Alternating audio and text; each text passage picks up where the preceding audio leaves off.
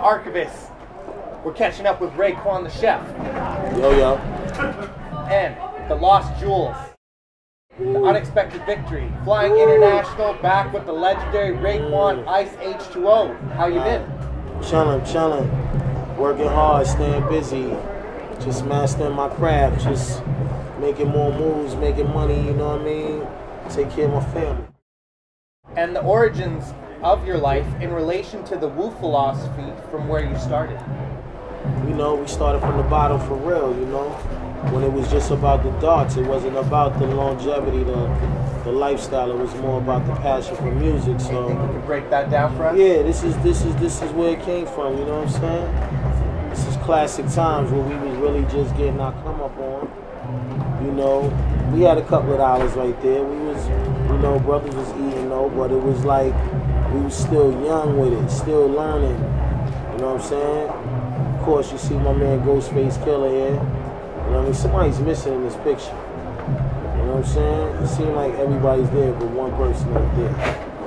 But, you know, these are the times where, you know, we was really heavy into our art. You know what I mean? We was making classic albums. Each individual had his own personality that he was going to bring to the table at a matter of time. So these are the good old days, you know what I mean? Good old days.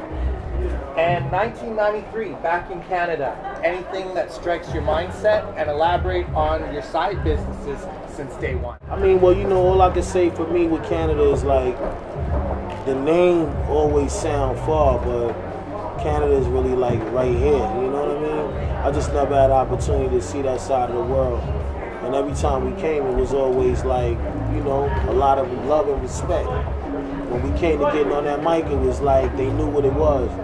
And ever since, like 20 years later, we still travel through these different parts of Canada and just have fun, man. I just remember the glory of it.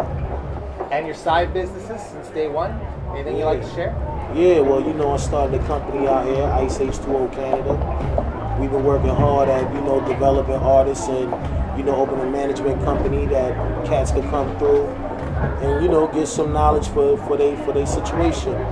You know, we might be able to consult it, help it, or we might be able to recruit you and see if you can go a lot, you know, across to the States, because a lot of y'all can't get across the States, you know what I mean? And that's what's so fucked up, because you see some cats that's talented, but they really don't got the credentials to be able to travel. So it kind of like puts their situation in a messed up one to a degree, you know?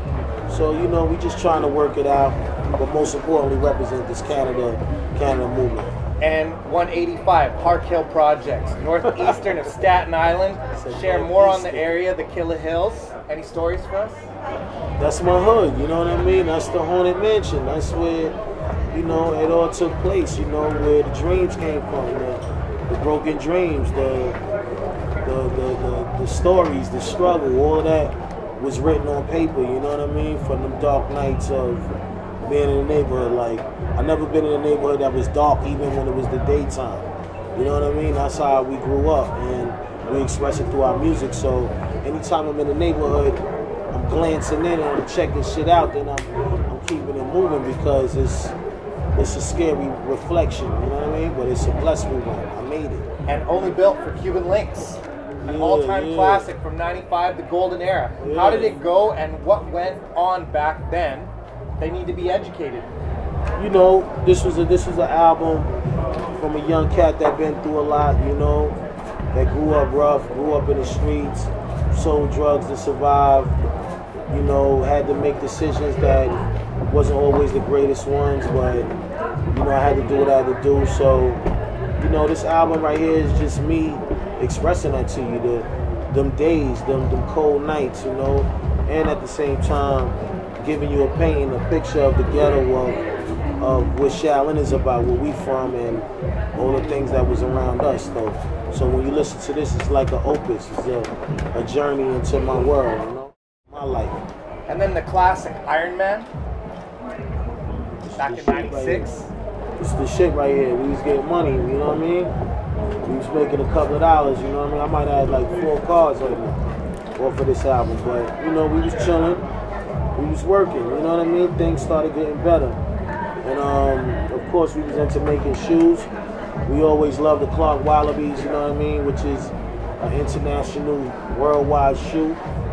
You know, we was the first ones to really start blessing that shoe and making it what it is. So, you know, we had all colors right here. Like, this shit was crazy, though. Come with all flavors, money green, blah, blah, blah. It's like a shoe factory, you know what I mean? But we was just rhyming, you know. Great music, great energy on the mic. Ghost, this was Ghost's first project. We wanted him to go out right. We did it. We did our job. And on to many years later, only built for Cuban links, to elaborate on shit, what this this nigga did. got It's a all masterpiece. Thank you, sir. Got that out the U.S. Let us know something exclusive. Yeah, I'll be mad when my shit don't be making it all the way on this side of the world, but I gotta start really. That's why I'm in Canada too, because I gotta start protecting my people and making sure they got their shit. But when we made this album was a flashback to the first album. The first only built for Cuban links. I didn't want to go and try to top it. I just wanted to go back to them times and talk that talk. And you know what I mean? It was a good album. It was long though. There was a lot of records on it. But I felt like I had to give y'all the business. You know what I mean? It's like going to a boxing match and you see somebody get knocked out and it's bloody and all of that. You know what I mean? Like, I wanted this shit to be like something y'all could say, yo, he fucking put work in. He wanted to let niggas know he wasn't playing. And this album was born, you know what I mean? Had a couple of features on it. You know what I'm saying? The shit was just moving. Classic album right there. And then working with Law of the Dark Man. He was Law with you on Dark. tour last time? Yeah, you know, this is when Live first started right here. This has to be a long time ago, you know what I mean? But Law's my younger brother, you know. He's been around us for so long. He definitely went to the Wu-Tang school. He's a very intelligent kid, and check for him, you know what I mean? He's out there doing his thing too, so give him love though, show him love. This is an old CD though. We got other shit that's ill too. And the routine for the studio, preparation, writing, words from working with Bronze Nazareth, Butter Knives. Yeah, that was a dope track. Butter Knives, word. It was me go. That was off the Shaolin vs. Wu-Tang album. So, you know, I needed a track. He came with something that I told him I need something that got that Wu feeling, and he came with that shit. And that shit definitely sounded like some shit would have came out of our situation. So that was dope though, what he brought to the table. And from Shaolin versus Wu-Tang, #3 on the Billboard, to Unexpected Victory, The Chef versus the Beast with Scram Jones, The Lost Jewelry. How has it been, the travels, touring, the life with kids and family? Share about the brothers who help you on the road. It's tough, you know what I mean? You got good days, you got bad days, you know what I mean? Sometimes the worst days is not being able to be around your loved ones, your kids, you know what I mean? Who you go out there, you do everything for, but you don't really get an opportunity to share that time with them. So for me, it's like, that's when I get cranky, because it's like every minute of my life gotta mean something. I don't want to just be out there just running around and things ain't where it need to be, and then I'm missing a part of my life with my children. It's like, you know, so it gets rough, man, you know. Have to explain to your kids, yo, I gotta go on the road. We're gonna come back though, we're gonna chill for like 2-3 weeks.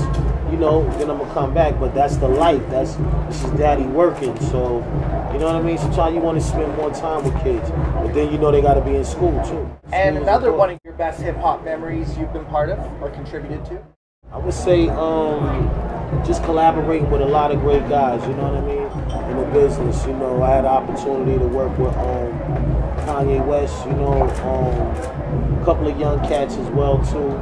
A lot of new cats too, you know what I mean? Like, I see everybody doing their thing, so I just come out and support and give them a great something from Ray, you know what I mean? Which I love the game. I mean, I've been in for 20 years, so we just gonna do what we do best and just break bread. And you got any shouts? Shout out to everybody, the whole British Columbia, you know what I'm saying? For having me here tonight, and like I said, I'm here right now at the Fortune. It's a famous hip-hop spot, you know what I mean? Just gonna get it in, man, but yo, if you could have been here, you should have been here, you know what I mean? That's what it is, the chef, man, signing out. God bless your life. And shouts to Don P and Fortune Sound Club, Black Trini. Yeah, the whole team, you know what I mean? Ice H2O Canada, word up. We moving to a new location, so, you know, just be on the lookout and see what we're going to do, though. But we definitely here, legends all day. And want to thank Raekwon first time. Appreciate that. You got it. And this is the Archivist, and you already know the name, y'all. Archivist.